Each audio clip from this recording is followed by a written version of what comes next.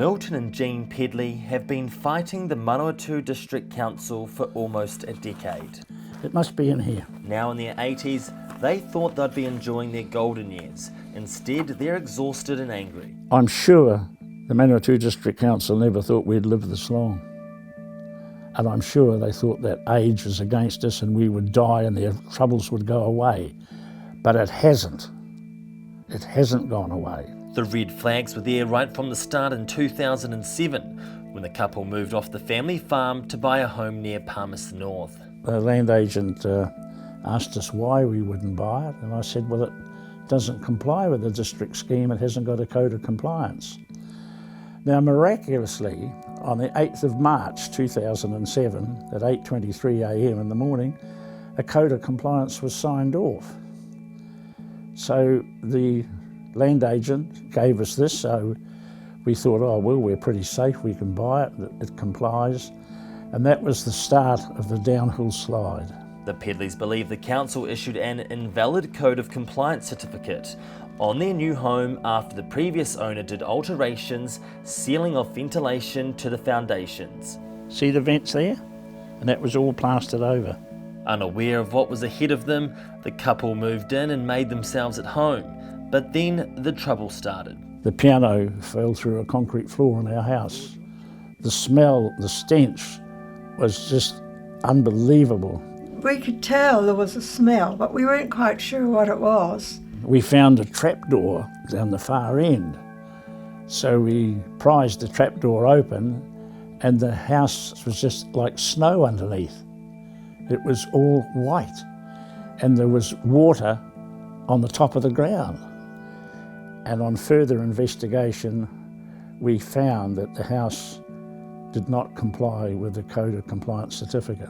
The Pedleys believe the overwhelming amount of rot was caused by covered vents and that the council should have picked this up before issuing a Code of Compliance certificate. It took 4 weeks for the Pedleys to get an appointment with the Manawatu District Council's Mayor and CEO. They said, Pedley, you have to abide by the law and so does the Manawatu District Council. And I said, what do you mean by that? Well, he said, if you think it's wrong, you have to drive the case.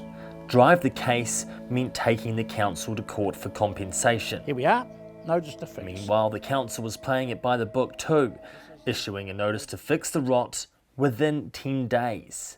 The enormity of what they were facing now hit home. But they never thought they'd meet a prick like me who would keep an accurate diary notes of what's happened from day one. The Manawatu District Council won't discuss the Pedleys' case. We'll explain later why. Facing a huge bill to fix their home, the Pedleys were advised to hire a lawyer, specialising in leaky homes. So I said, it's not a leaky home, it's a fault of the council. They should never, ever give a code of compliance. The Pedleys went to High Court, seeking compensation for the remedial work to their home to make it compliant. But we were just screwed from day one, but we didn't realise that. We thought we were being open and honest to everybody. But the system failed, and failed miserably. And 2 reasons why it failed is this. 1, of our age, and 2, a lack of money. But unfortunately, we survived, and we had enough money to exist on, which we are very grateful for that. For 4 years, the case ground on, with trips to the High Court in Wellington, no progress, and a whopping legal bill of $485,000. Then, in March 2011, Pedley says his lawyer told him he needed to stump up an additional $60,000 or quit the case. Squeezed for every cent they had and exhausted, they didn't have the money or the will to carry on. And so when mediation failed, at 10 o'clock we were told to leave the High Court in Wellington. We came back to the hotel and I think it's the first time I've ever seen my wife crying. The couple says they've lost all confidence in the judicial system. You just find yourself against a brick wall. The council are untouchable.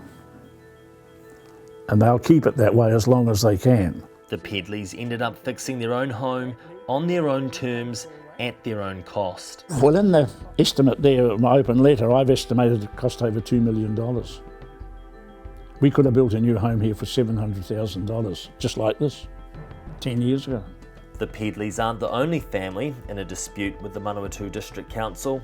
Leslie Thomas and George Griffiths say their dream home should have never been issued a Code of Compliance certificate. They believe that we should just take them to court. I don't know how they think we are going to pay for that. That's just not an option. We just don't have the money to do that. They've been told their only option is to go through the court system, but the Pedleys have a warning for them. We've been through the court process. We thought we would be right, but we lost all the way. So the court's out as far as I'm concerned. I'd never waste my time again with them. Despite repeated requests, the Manawatu District Council refused to give us an interview. However, in an email it said it was surprised the Pedleys had made allegations against the council and its staff. It also urged a real need for caution in relation to our inquiries. I've become a bit angry of the attitude that the local council have got, because they think they are God Almighty. And you're just nobody from nowhere. That's how I feel about it now. And I'm just quite happy now to enjoy my life and look after myself.